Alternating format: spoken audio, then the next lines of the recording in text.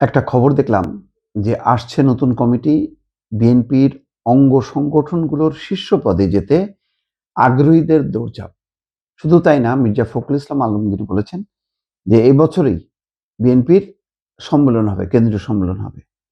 সবই ঠিক আছে, কিন্তু এই যে 11টি সংগঠনের যে কমিটি হবে, সম্মেলন হবে, এখন কিন্তু গত 15 বছর 17 বছর কঠিন অবস্থার মধ্যে পাড়ি দিয়েছে বিএনপি।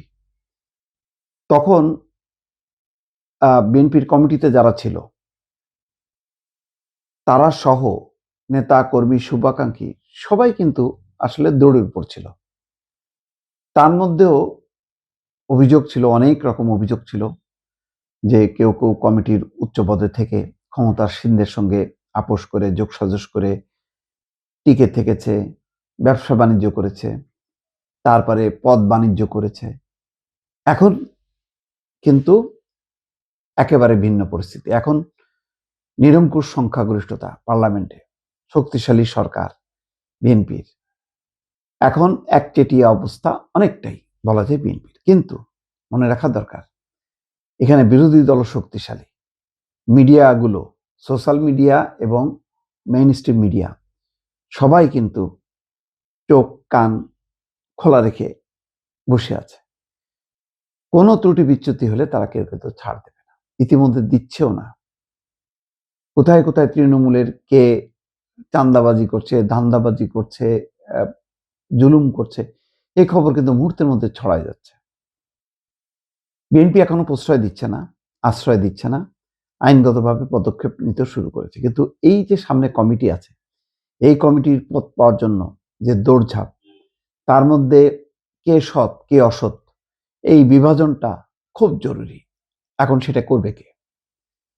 বিএনপির প্রত্যেকটা নেতা কেন্দ্রীয় পর্যায়ে যেটা দেখা যায়, তাদের মধ্যে সমন্বয়ের চেয়ে বিভাজনটা অনেক বেশি। প্রত্যেকে এক একটা মানে প্রতিষ্ঠান, সবাই মিলে একটা প্রতিষ্ঠান না। এইবার সবচেয়ে বড় চ্যালেঞ্জ হবে যদি এবার কমিটি বাণিজ্য, পদ বাণিজ্য হয়, তাহলে এই যে চাঁদাবাজি, যে অভিযোগগুলো ইতিমধ্যেই চেপে বসে আছে বিএনপির ঘাড়ের উপর, সেটা নামানোর চেষ্টা খুব জোরে সোরে শুরু হয়েছে তারেক রহমান দেশে ফেরার পর। এখন এই কমিটিগুলো যোগ্য নেতৃত্ব, দক্ষ নেতৃত্ব এবং সৎ নেতৃত্ব, এইটা প্রতিষ্ঠা করা খুবই কঠিন কাজ, কিন্তু এটা করতেই হবে।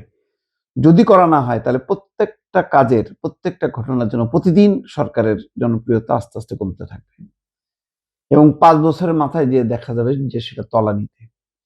কিন্তু তারেক রহমান যেভাবে কাজগুলো করছে, যেভাবে পার্টিসিপেশন, তার বিভিন্ন জায়গায় খাল খনন কর্মসূচি, যেভাবে বাসে করে যাচ্ছেন, যেভাবে হেঁটে যাচ্ছেন, বিভিন্ন মানুষের সাথে মেশার চেষ্টা করছেন, একদম সাদামাটা জীবনযাপন যেগুলো তিনি করছেন, দেখাচ্ছেন, কোনো রকম প্রোটোকলে ধার ধারছেন না, এগুলো মানুষকে ইতিমধ্যে আকৃষ্ট করেছে।